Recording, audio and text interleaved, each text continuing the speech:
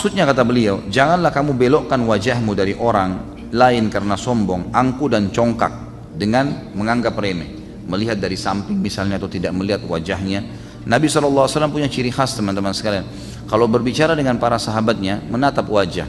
Atau kalau beliau merasa beliau membutuhkan untuk merendahkan diri, maka Nabi SAW melihat ke arah lain dengan menundukkan pandangan beliau SAW. Sampai para sahabat kadang-kadang malu menatap wajah Nabi SAW karena perilaku ini. Seringkali Nabi SAW menatap wajah mereka kalau mendengarkan apa yang sedang disampaikan atau menyampaikan sesuatu. Atau Nabi SAW menundukkan wajah beliau walaupun sama laki-laki, ini sesama jenis ya, sesama laki-laki mengarahkan pandangannya ke tempat lain ya, dengan menurunkan pandangan mata untuk menunjukkan bahwasanya dia peduli mendengar apa yang sedang disampaikan oleh sahabatnya. Kemudian Nabi SAW menceritakan kepada kita tentang adanya kejadian seseorang di zaman Nabi SAW tidak mau makan dengan tangan kanannya karena kesombongannya. Jadi rupanya makan tangan kiri itu cirinya orang-orang yang sombong, gitu kan? Dianggap oh ini caranya orang kaya, maka saya harus ikut, misal, gitu kan? Kita tidak harus ikut ini teman-teman sekalian. Seperti orang kalau makan potongan beef stick atau yang sejenis dengan itu, biasanya kita diberikan garpu sama pisau, gitu kan? Maka umumnya orang menggunakan garpu dengan tangan kiri, pisaunya di tangan kanan, dipotong daging tersebut lalu masuk di tangan kiri ke mulutnya. Ini dilarang dalam Islam, tidak boleh. Ciri orang yang sombong adalah makan tangan kiri, walaupun antum mengatakan saya tidak sombong Ustaz, nggak bisa. Agama sudah mengatakan itu adalah bisa membawa kepada kesombongan. Terjadi di zaman Nabi SAW, disebutkan dalam hadis riwayat Muslim dari Salamah bin Aqwa radhiyallahu anhu, akala rajulun inda Nabi SAW bishimali faqala kul biyaminik, qala la astati', qala la istata'ta ma mana'ahu illa al-kibir fama rafa'u ila fihi ba'd. Seorang laki-laki makan di sisi Nabi SAW dengan tangan kirinya. Lalu Nabi SAW mengatakan, makanlah dengan tangan kananmu. Maka orang itu menjawab, saya tidak bisa. Maka Nabi SAW mengatakan, semoga kau tidak bisa selamanya. Maka dan tidak ada yang menghalanginya kecuali kesombongan. Maka orang tersebut benar-benar tidak bisa lagi mengangkat tangannya ke mulutnya setelah hari itu. Di sini Nabi SAW bukan spontan mendoakan orang buruk, karena Nabi SAW dapat wahyu orang ini bisa makan dengan tangan kanan, tapi dia sengaja tidak mau karena merasa ini saya orang kaya, saya harusnya makan dengan tangan kiri. Waktu Nabi bilang makan tangan kanan, dia bilang saya nggak bisa. Nggak bisa maksudnya bukan nggak bisa karena memang tangan kanannya sakit misalnya, memang dia tidak mau karena dianggap saya nggak bisa mengubah pola ini. Maka Nabi SAW mendoakan, akhirnya terjadilah hal tersebut. Di sini tentu teman-teman sekalian pelajaran, kalau misalnya antum makan, khusus makan dan minum, walaupun kidal itu harus tangan kanan, tidak boleh.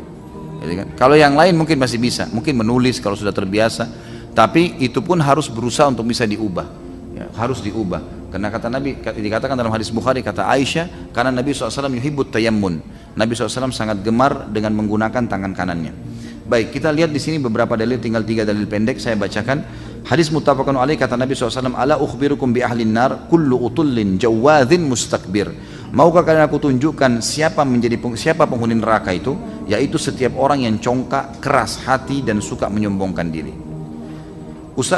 Disebutkan dalam riwayat yang lain, riwayat yang kedua sebelum terakhir, kata Rasulullah SAW dalam hadis yang sahih sesuai dengan syarat Imam Muslim, di putnot nomor 3 diteruskan, diriwayatkan oleh Hakim dalam Mustadraknya. Ma min rajulin yakhtalu fi misyati wa yata'adham fi nafsi illa laki Allah wa huwa alaihi ghadban.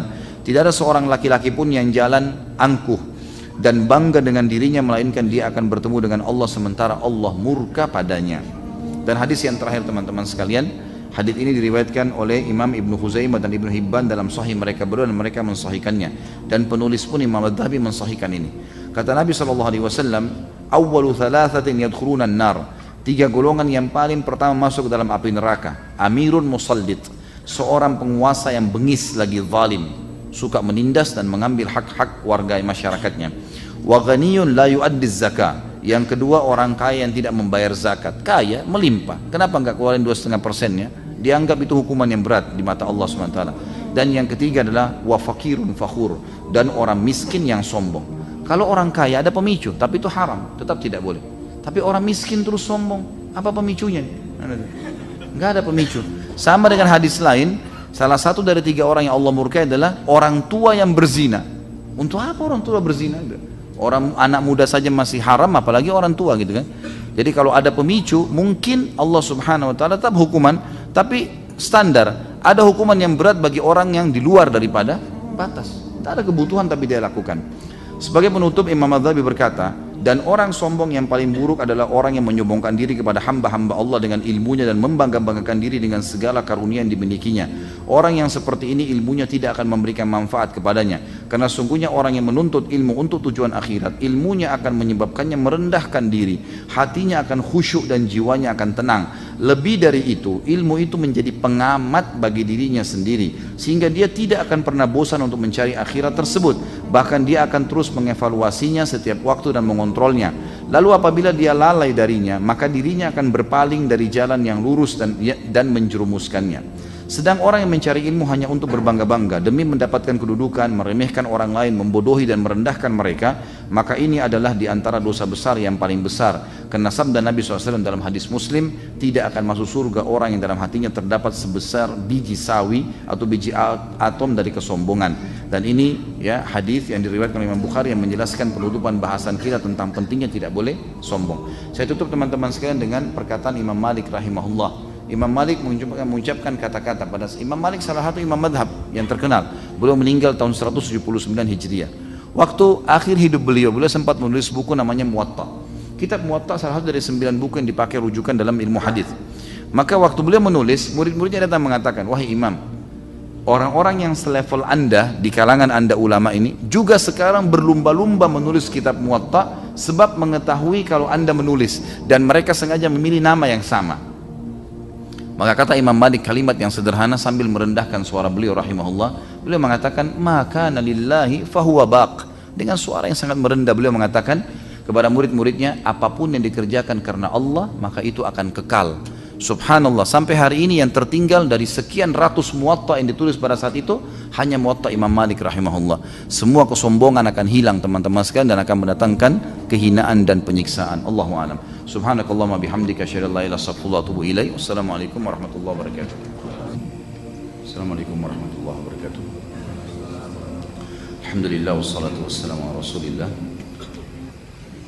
Pertanyaan pertama, Assalamualaikum warahmatullahi wabarakatuh. Ustaz, kalimat apa yang paling disukai ketika bertemu dengan sahabat, jamaah atau murid? Karena saya selama ini berpikir mungkin kalimat saya ada yang salah, sehingga saya selalu melihat Ustaz dengan muka masam. Afwan Ustaz, saya terkadang merendah atau sedih dalam hati. Apakah bermuka masam sama dengan sombong? Saya tidak tahu ini yang dimaksud saya yang bermuka masam atau anda yang bermuka masam kalau ketemu saya gitu.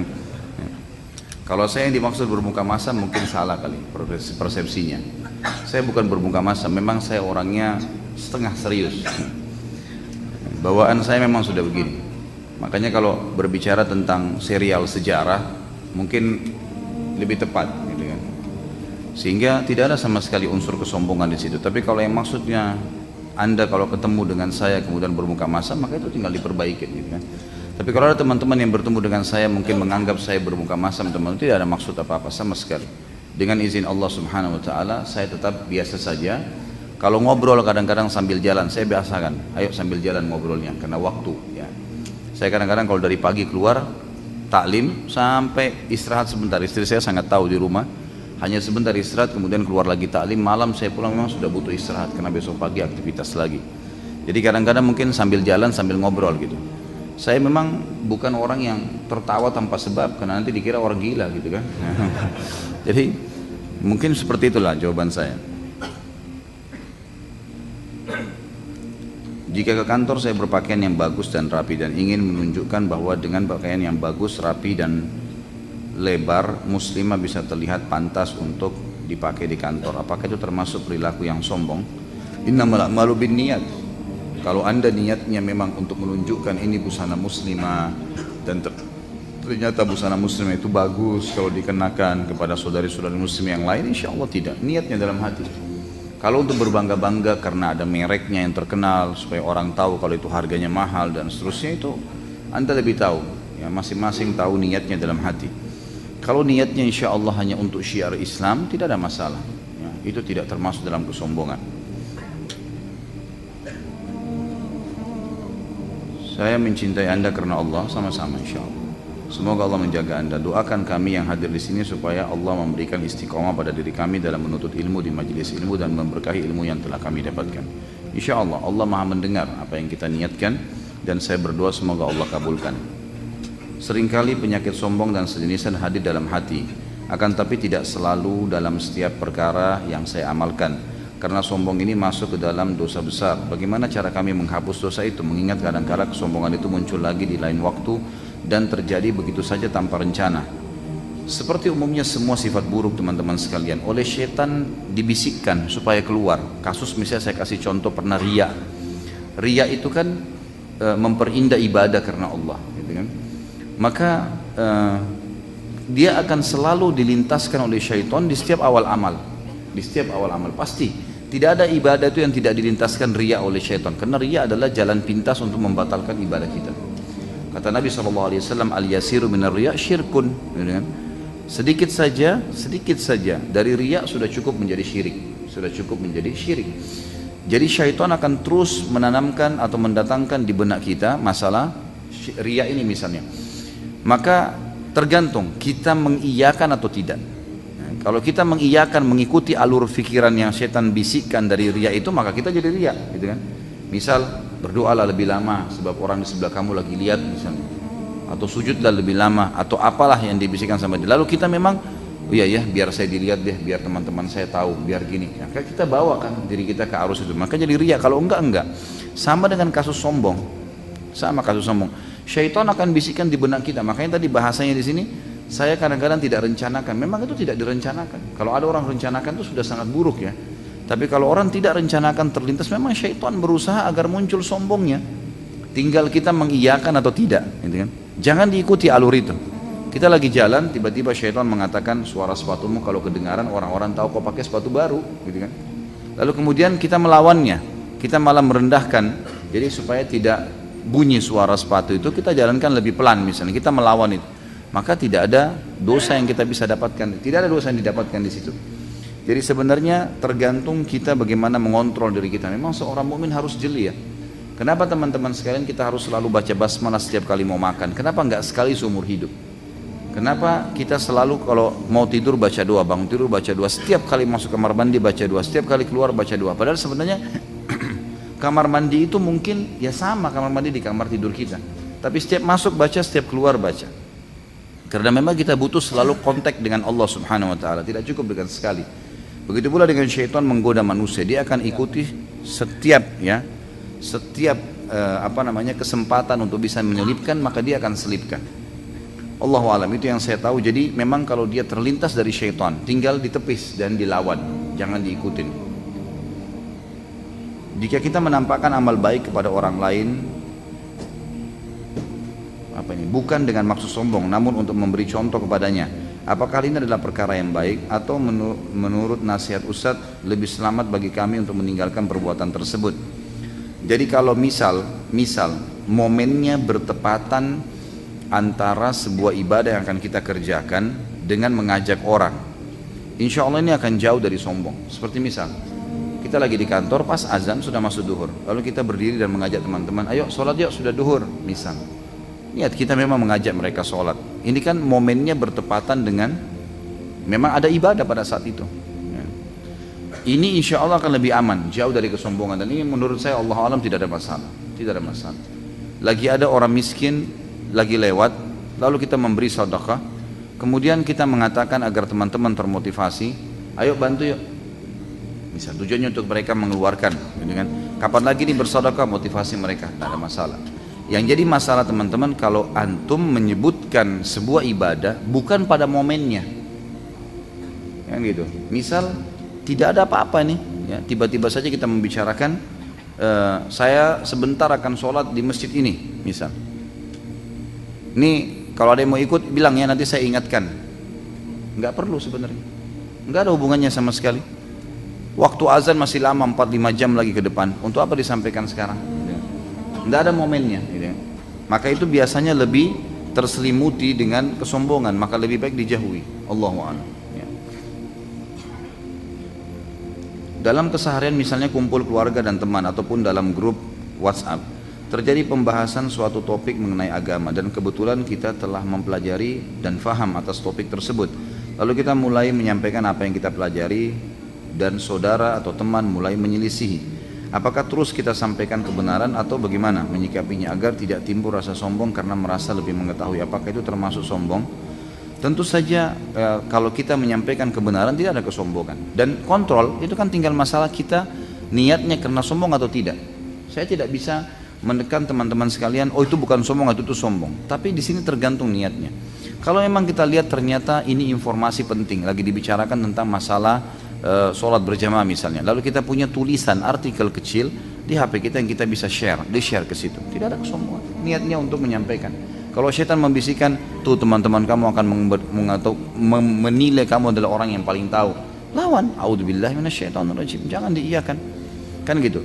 Nah, menurut saya Allahu alam di sini tinggal kembali kepada niatnya, sama dengan pertanyaan sebelumnya nih. Jadi bagaimana kita mengatur niat kita agar tidak sombong dan memang bertepatan dengan momennya. Kalau ini kan momennya memang orang lagi bicarakan masalah sholat berjamaah, kita bahas masalah sholat berjamaah itu, sehingga memang dibutuhkan untuk itu. Kalau mereka masih menyelisihi, lihat ya. Kalau penyelisihan itu memang ujung-ujungnya adalah perdebatan, hal-hal yang tidak bermanfaat, hindari, nggak usah lagi dilanjutkan. Tapi kalau orang bertanya atau dia menyampaikan argumen yang memang mungkin punya dalil juga, kita butuh untuk lebih mendiskusikan, tidak ada masalah, gitu kan? Tidak ada masalah.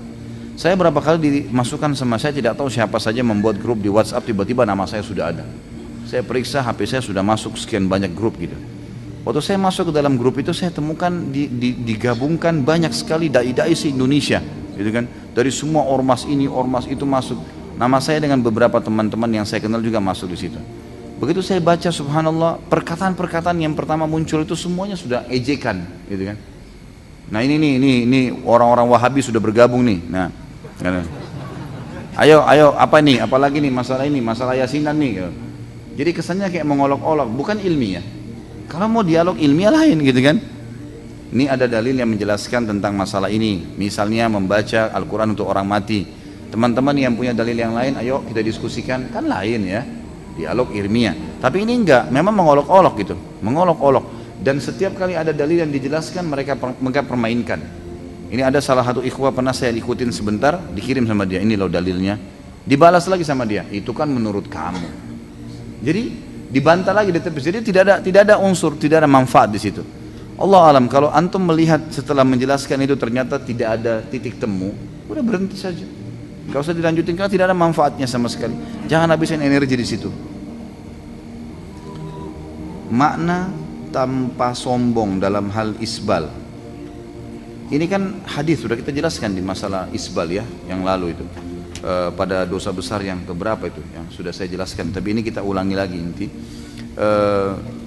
Hadis Nabi SAW yang berbunyi, Allah 3 golongan yang Allah tidak akan lihat pada hari kiamat, dan juga tidak akan berbicara dengan mereka, tidak akan membantu mereka di timbangan amal, dan Allah siapkan azab yang pedih. Yang paling pertama disebutkan oleh Allah, Nabi SAW adalah al-musbil, ya kan gitu. Orang yang isbal, menutup mata kakinya. Kemudian mannan, orang-orang yang menyebut-nyebut kebaikan-kebaikannya. Makna yang dimaksud sini adalah orang musbil. Jadi sombong, tidak sombong masuk dalam makna ini, hadis ini. Dan saya sudah jelaskan pada saat menjelaskan masalah isbal. Teman-teman atau terutama yang bertanya bisa melihat materi kita di YouTube tentang masalah isbal, dosa besar gitu kan.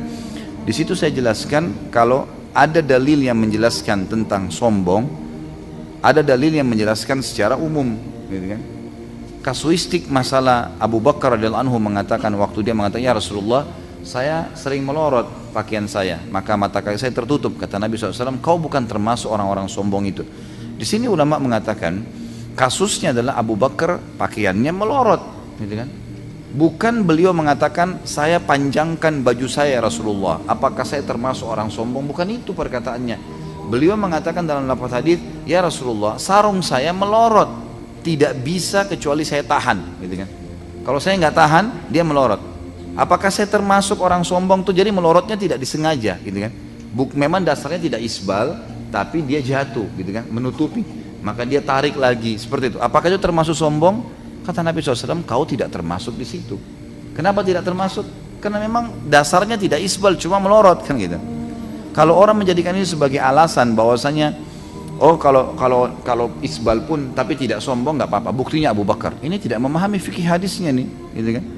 Karena memang Abu Bakar di sini melorot pakaiannya teman-teman sekalian. Jadi kasus memahami isbal itu ya tidak dengan sombong adalah orang yang punya uzur seperti Abu Bakar, gitu loh memahami.